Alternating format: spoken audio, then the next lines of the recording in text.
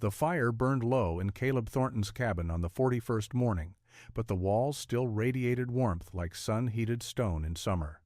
Outside, the Montana winter had killed 3 men in the surrounding valleys, their frozen bodies discovered beside cold hearths and empty woodpiles. Before we begin, let us know where you're watching from, and if stories of forgotten frontier wisdom interest you, subscribe because tomorrow's tale might just change how you see survival itself. Caleb Thornton found Michael Brennan on the morning of January 23, 1839. His partner sat frozen against the cabin wall 20 yards from the door, half covered in snow, his arms wrapped around a bundle of kindling he had never managed to deliver. The storm had disoriented him in the darkness. He had walked past the cabin without seeing it and collapsed within shouting distance of warmth he would never reach. Caleb stood in the doorway staring at the body, smoke rising from the chimney behind him, and understood with terrible clarity that Michael had not died from the cold outside.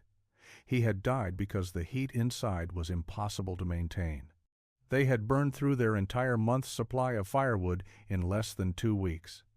The stone fireplace Caleb had built the previous summer consumed split logs with relentless appetite. A fire hot enough to warm the small cabin required constant feeding. Every 4 hours, day and night, someone needed to add wood. The heat poured up the chimney and vanished into the winter sky. The cabin walls stayed cold. The floor remained frozen. Only the air within 5 feet of the flames offered any comfort, and that comfort disappeared within minutes of the fire dying down. Michael had gone out during the blizzard because they were down to their last armload of wood. The storm had arrived 3 days earlier than expected. Their supply, carefully calculated for the month, was nearly exhausted. Someone had to gather more, or they would freeze before morning. Michael had volunteered. He had dressed in every layer they owned, taken the axe and a rope to tie the wood bundle, and stepped into the howling darkness. Caleb had watched him disappear into the snow. That was the last time he saw his partner alive. The burial had to wait until spring. The ground was frozen solid. Caleb wrapped Michael's body in canvas and secured it in the small shed behind the cabin, protected from animals but preserved by the cold. For the next 2 months, Caleb lived alone in the cabin, burning wood with desperate efficiency, rationing his supply, and thinking constantly about the problem that had killed his friend. The mathematics were brutal. A cord of wood, properly split and stacked, lasted approximately 2 weeks in his fireplace during deep winter. Cutting, hauling, and splitting a cord of wood required roughly 40 hours of hard labor. That meant spending nearly 3 hours every single day just gathering fuel to maintain basic survival heat. And even with that effort, the cabin was never truly warm. The stone chimney radiated almost nothing. The heat simply rose and escaped. Caleb began studying the fireplace with new attention. He watched the flames. He felt the stones. He climbed onto the roof and held his hand above the chimney opening. The heat pouring out was extraordinary. On the coldest nights, the air above his chimney was warm enough to melt snow 3 feet above the opening. All that heat, all that fuel, all those hours of labor, simply vanishing into the sky. There had to be a better way. Spring arrived in late March, and Caleb buried Michael on a hillside overlooking the valley where they had trapped together. He marked the grave with stones and spent the next 4 months visiting every cabin and settlement within 3 days' ride. He was not socializing. He was studying. Every structure he visited faced the same problem Michael's death had revealed. Keeping warm required impossible amounts of wood. At a trading post 40 miles south, Caleb met a family who had survived the winter by burning furniture when their firewood ran out.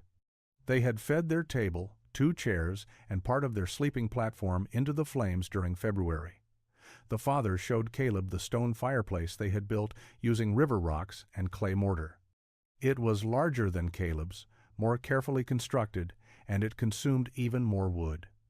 The man estimated they had burned 6 full cords during the winter months. That represented 240 hours of cutting and hauling, nearly 3 hours every single day, just to stay alive. A Norwegian trapper named Anderson had built his fireplace into the corner of his cabin, hoping the right angle would reflect more heat into the room. It helped slightly, but not enough to matter. He still burned a cord every 2 weeks. A widow living near the Yellowstone River had tried keeping her fire very small, using less wood. She had nearly frozen. Her children had survived the winter wrapped in every blanket and hide they owned, shivering through the nights. The pattern was universal. Traditional fireplaces were designed to exhaust smoke efficiently. They drew air strongly up the chimney. That was their purpose. But that same draw pulled the heat away with the smoke. The stones or clay that formed the chimney absorbed some heat, but not enough. Most of the warmth simply rose and disappeared. Every cabin Caleb visited was cold despite fires burning constantly. In June, Caleb stopped at a fort where the army maintained a permanent presence. The fort's bakehouse interested him. The baker used a large brick oven for making bread. Caleb watched the man load the oven with wood and burn it down to coals. Then he swept out the coals, loaded the bread dough on the hot bricks, and sealed the door. The bread baked for hours using no additional fuel. The heat stored in the brick mass was enough. Caleb asked permission to examine the oven after the baking finished. He placed his hand on the exterior bricks. They were hot to the touch. He came back 3 hours later. The bricks were still warm. He returned the following morning. The bricks retained detectable heat nearly 18 hours after the fire had been extinguished. The mass was holding thermal energy and releasing it slowly. That observation changed everything. Heat could be stored. Mass could hold it. The problem with chimneys was not that they existed, but that they were designed only for exhaust. What if a chimney could be both exhaust and thermal battery? What if the structure itself could capture and hold the heat instead of letting it escape? The idea seemed impossible. But Caleb could not stop thinking about it. Caleb returned to his cabin in early July with an idea that would not let him rest. The concept was simple in theory, but violated every principle of frontier construction. He wanted to build a chimney from wood. Not beside wood or near wood, but constructed entirely from stacked logs that would surround the flue and absorb heat the way the baker's brick oven absorbed and held thermal energy. The wood itself would become the thermal mass. Every trapper he mentioned it to thought he had lost his mind. William Gage, whose cabin sat 2 miles downstream, laughed openly when Caleb described the plan.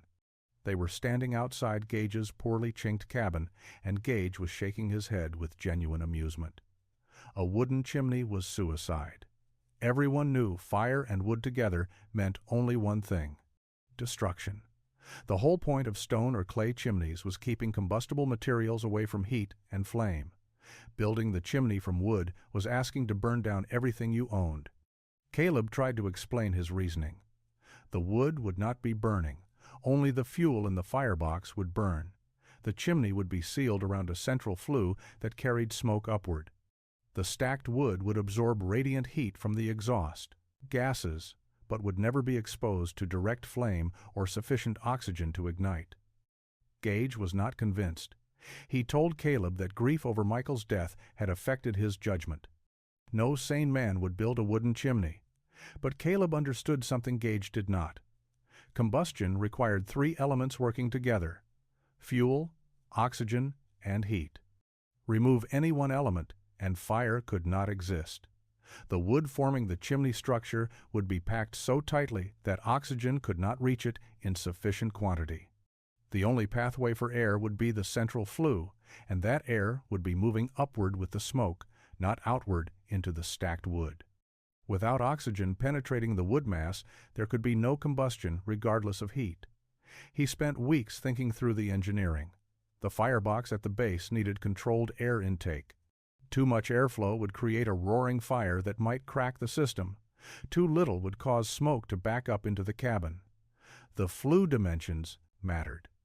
Too narrow and the draw would be insufficient. Too wide and heat would escape before the surrounding wood could absorb it. The wood pieces needed uniform size and tight packing. Gaps would allow oxygen infiltration and create fire risk. Caleb began preparing materials in August. He selected standing dead pine trees, already dried by years of weathering. He cut them into rounds 4 inches thick, split some into halves for tighter packing at corners, and stacked everything near his cabin. He cut and shaped 200 individual pieces. each one inspected for cracks or defects. Gage rode by twice and watched the preparations with obvious skepticism.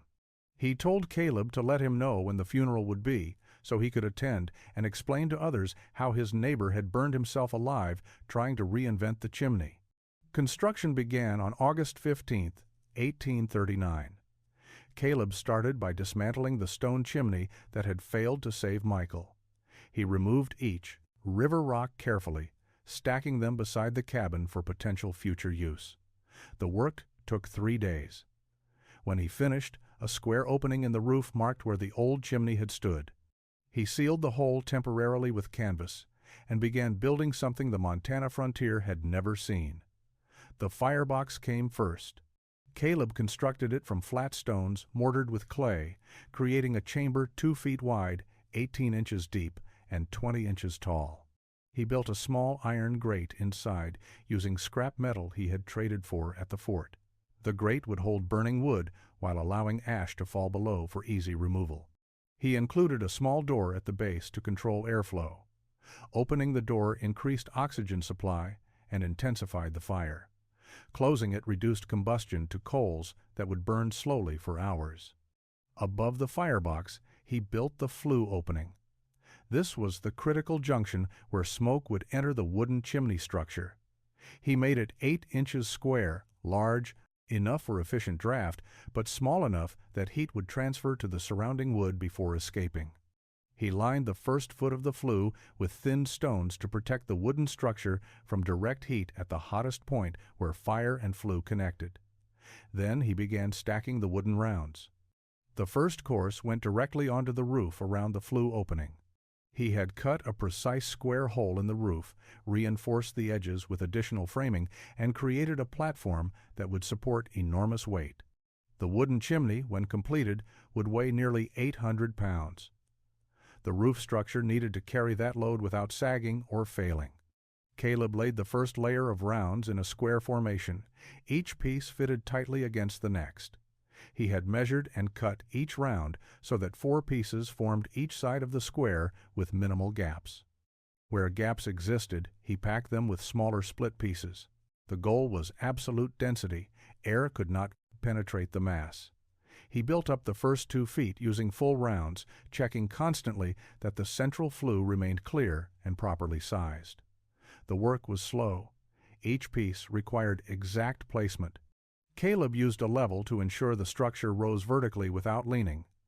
He checked the flue dimensions every 6 inches, making sure nothing had shifted to narrow the opening. By the end of the first week, he had completed 4 feet of height. The structure already showed its unusual character.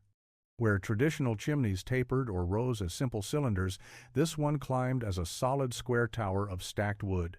William Gage visited during the second week and stood staring at the half-finished chimney.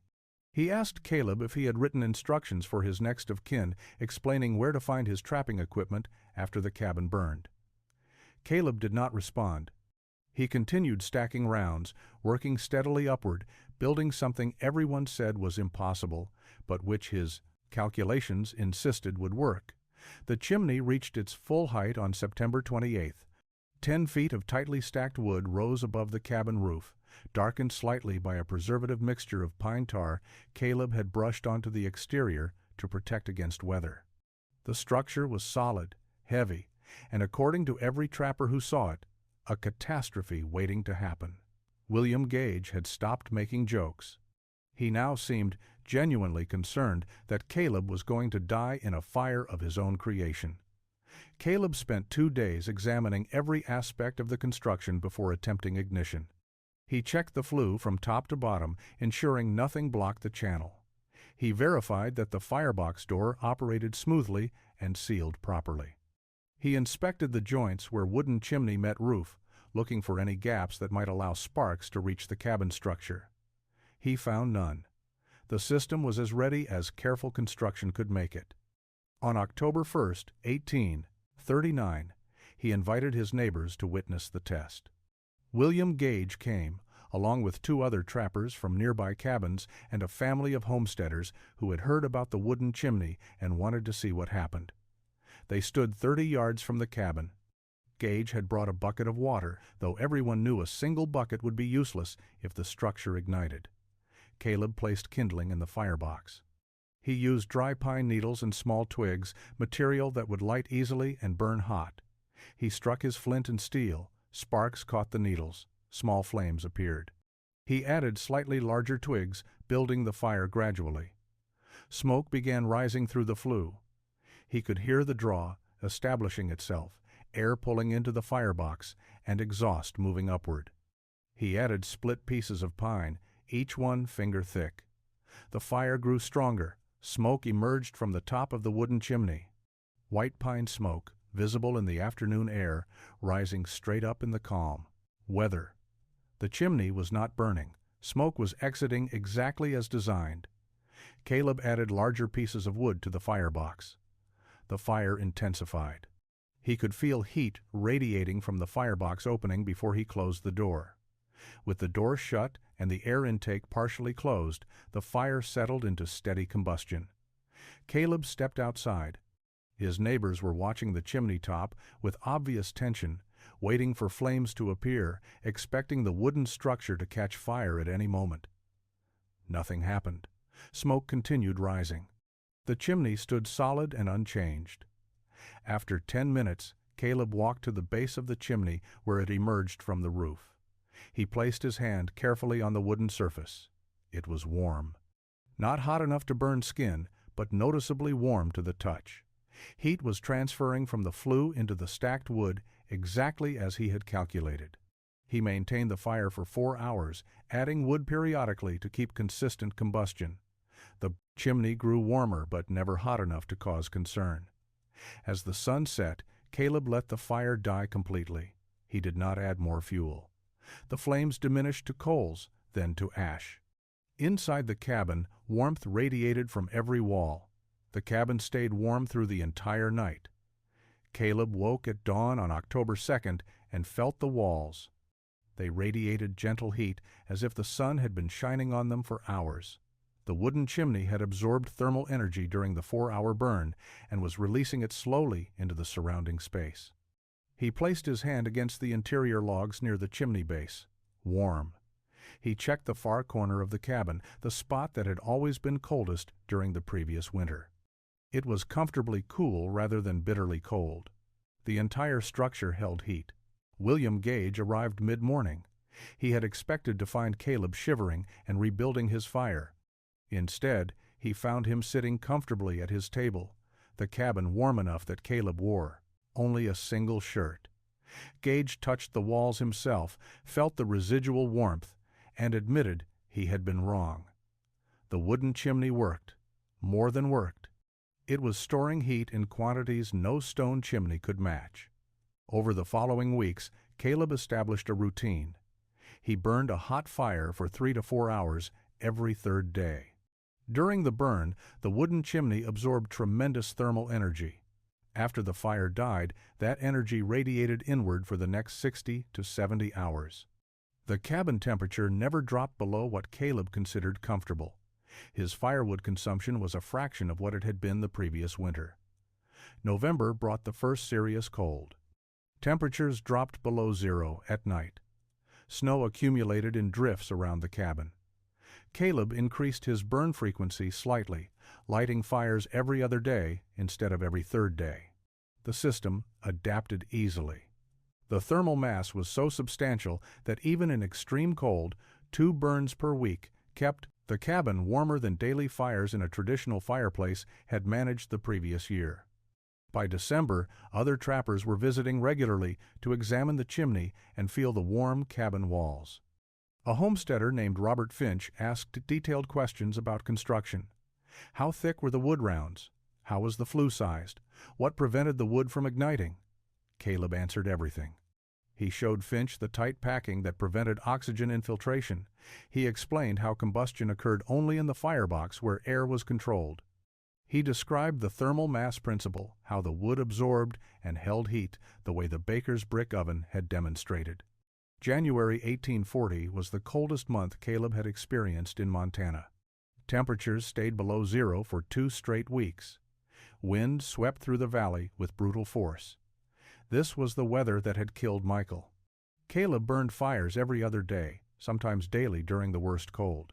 His wood consumption was still only 1/5 what it had been in the previous winter with the stone chimney. More importantly, the cabin stayed genuinely warm. He slept comfortably. He worked inside without wearing heavy coats. The cold outside was severe, but the thermal mass chimney made survival almost easy. By late January, Caleb had documented 40 consecutive days of reliable heat with minimal fuel input. The system had proven itself under the worst conditions Montana winter could offer. The impossible chimney worked better than traditional construction. William Gage began telling other trappers they needed to see what Caleb had built before they would believe it. Eleanor Sutton's husband died of fever on February 9, 1840. He was buried 3 days later in ground that required pickaxes to break through the frozen surface. Eleanor was left alone with 2 children, a daughter of 7 and a son of 5, in a cabin 12 miles south of Caleb's location. Her situation became desperate within a week. The Sutton cabin used a traditional stone fireplace that consumed wood at the brutal rate Caleb knew too well. Eleanor's husband had spent hours each day cutting and hauling fuel. With him gone, Eleanor faced an impossible choice. She could leave the children alone in the cabin while she gathered wood, risking their safety and her own in the forest. Or she could take them with her into the cold, slowing her work and exposing them to weather that could kill. Neither option was sustainable.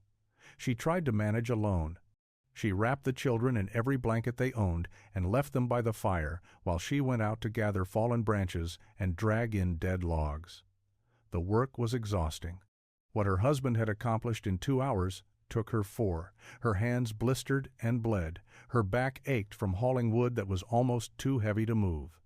She was burning through their remaining supply faster than she could replace it. By late February, Eleanor's woodpile was nearly gone. She had perhaps 3 days of fuel remaining. After that, they would freeze. She knew it with absolute certainty. The stone fireplace demanded constant feeding. When the wood ran out, the fire would die, and the cabin would become as cold as the world outside. Her children would not survive. She had heard about Caleb Thornton's wooden chimney from another trapper who had mentioned it in passing. The description had sounded strange, possibly exaggerated, but Eleanor was desperate enough to investigate anything. She bundled her children in their warmest clothing, hitched her single horse to a crude sled, and made the half-day journey to Caleb's cabin. She arrived in the afternoon and knocked on his door.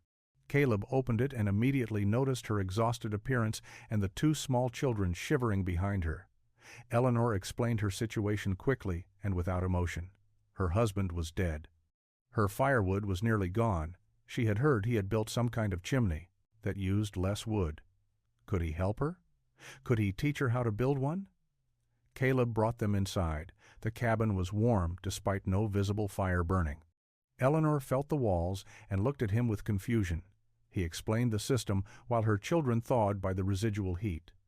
He told her he would come to her cabin and build the chimney himself. She tried to offer payment. Caleb refused. He would need her help with some of the work, but he would provide the materials and knowledge. She asked why he would do this for a stranger. Caleb told her about Michael Brennan freezing 20 yards from warmth. He said he would not let another family die for lack of heat when he knew how to prevent it. Caleb arrived at Eleanor Sutton's cabin 3 days later with a sled loaded with cut wood rounds, tools, and a small amount of iron hardware. Eleanor's remaining firewood would last perhaps 2 more days. They needed to work quickly. Caleb explained that he would handle the dangerous work of dismantling the existing chimney and building the new structure. Eleanor would help prepare materials and assist with the stacking once the system was underway. The old stone chimney came down in a day. Caleb built the firebox in another day, working late into the evening by lamplight. Eleanor kept a small fire burning in a makeshift outdoor pit to provide heat and cook meals while the cabin's heating system was torn apart. The children stayed wrapped in blankets, watching the construction with quiet curiosity. The wooden chimney went up over the next 4 days. Caleb worked with the efficiency of experience. He had learned from building his own. He knew which steps mattered most and where precision was critical. Eleanor helped stack rounds once Caleb showed her the pattern. She was physically strong from months of hauling firewood and learned quickly. By the 6th day, the chimney stood complete. Caleb lit the first fire on March 4th. The system drew properly. Smoke rose through, the flue, and emerged from the top of the wooden structure without any sign of the wood itself burning. He maintained the fire for 4 hours, then let it die. The next morning, Eleanor woke to a warm cabin for the first time since her husband had died. She touched the walls and started crying. Caleb said nothing. He gathered his tools and prepared to leave. Word spread through the scattered community with surprising speed. A widow and her children had survived winter because of a wooden chimney that somehow did not burn. Robert Finch, the homesteader who had questioned Caleb months earlier, arrived at Caleb's cabin in April, asking to learn the construction technique. He wanted to build one before the next winter arrived. Caleb spent a week teaching Finch the principles. Finch built his chimney in May, tested it through the following winter, and reported the same dramatic reduction in wood consumption. By summer of 1841, 5 cabins in the region had thermal mass chimneys. By 1842, that number had grown to 12. The design was spreading through the practical network of trappers and homesteaders who shared useful knowledge as a matter of survival. No one was selling the technique. Caleb refused any payment for his help. Those who learned from him taught others the same way. The chimney became known simply as a Thornton chimney, named after the man who had proven it could work. Variations emerged based on available materials. Some builders used split logs instead of rounds. Others incorporated stone at the base for additional fireproofing. A few experimented with rectangular rather than square cross-sections. But the core principle remained constant across all versions. Tightly packed wood surrounding a central flue, creating massive heat storage that reduced fuel consumption to fractions of traditional requirements. The technique continued spreading through the 1840s as Montana settlement expanded. Trappers moving into new territories carried knowledge of thermal mass chimneys with them. Homesteaders building first cabins often included the design from the start rather than constructing traditional fireplaces they would later regret. Trading posts became informal centers of information exchange where men described construction details and debated modifications. The practical advantages extended far beyond simple fuel savings. Families with thermal mass chimneys spent significantly less time gathering wood, freeing hours each week for other necessary work. Women alone or with small children could manage heating without the impossible labor traditional fireplaces demanded. The reduced smoke production, because fires burned less frequently, meant cleaner interior air and less maintenance of chimney systems. Cabins stayed warmer overnight, reducing the risk of freezing during sleep and eliminating the need to wake multiple times to feed fires. Traditional stone chimneys began to be seen as wasteful, rather than standard. New arrivals to the territory who built stone fireplaces were often advised by neighbors to consider the wooden alternative. Some ignored the advice and regretted it after their first winter of constant wood hauling. Others converted existing structures, tearing out stone chimneys and replacing them with thermal mass designs, despite the significant labor involved. Caleb Thornton became quietly known throughout the region. Though he never sought recognition, he continued trapping, living simply in his cabin, and helping anyone who asked for guidance on chimney construction. He kept no secrets. He believed survival knowledge should be shared freely because the wilderness killed people who lacked it. Several times each year, trappers or homesteaders would arrive at his cabin asking questions. Caleb would show them his original chimney, now several years old and still functioning perfectly, and explain the principles until they understood. The innovation inspired other improvements in frontier heating. A blacksmith in a growing settlement developed a more efficient firebox design using cast iron that improved combustion control. A Norwegian homesteader combined thermal mass principles with a European masonry heater concept, creating a hybrid system that worked even better in extremely large cabins. These secondary innovations built on the foundation Caleb had established, proving that one good idea could generate many others. By 1845, Caleb estimated that more than 40 cabins within a 100-mile radius used some variation of his chimney design. The number was likely higher because the technique had spread beyond his direct knowledge into regions he had never visited. The mortality rate from winter freezing in the Montana Territory had decreased measurably, though no official records tracked the specific causes. Families simply survived winters that might have killed them a decade earlier. Caleb sometimes thought about Michael Brennan, frozen 20 yards from inadequate warmth. The wooden chimney had not saved Michael, but it had saved others. That fact provided quiet satisfaction. The frontier was brutal and indifferent, but knowledge could shift the odds. A better way of building a chimney seemed like a small thing, but small things accumulated into survival. That was enough. Caleb Thornton lived 19 more years after building the first thermal mass chimney. He remained in the same cabin, trapping through the seasons, maintaining his independence, and occasionally helping others with construction projects. He never married. He lived simply and quietly, content with solitude and the routines of frontier life. The cabin served him well through 2 decades of Montana winters, the wooden chimney still functioning exactly as it had the first year. By the 1850s, the Montana Territory was changing. The fur trade that had brought men like Caleb into the wilderness was nearly finished. Settlement was increasing. Towns were forming where trading posts had once stood alone. The frontier was becoming something else, something more civilized and less wild. Caleb watched these changes without particular feeling. Progress was inevitable. He had no desire to stop it or join it. Young homesteaders still visited his cabin to learn about chimney construction. Some had heard stories about the design and wanted to see the original. Caleb would show them the darkened wooden structure rising above his roof, nearly 20 years old now, but still solid. He would explain the principles one more time: controlled combustion, tight packing, thermal mass storage. The visitors would take notes or simply memorize the details, then return to their own land to build their own versions. Eleanor Sutton visited once in 1856 with her grown children. She had remarried and moved to a larger homestead, but she wanted Caleb to meet the children he had helped save. Her daughter was 14, her son 12. They were healthy and strong, no memory of the winter when they had nearly frozen. Eleanor thanked Caleb again. He told her thanks were unnecessary. She had survived through her own strength.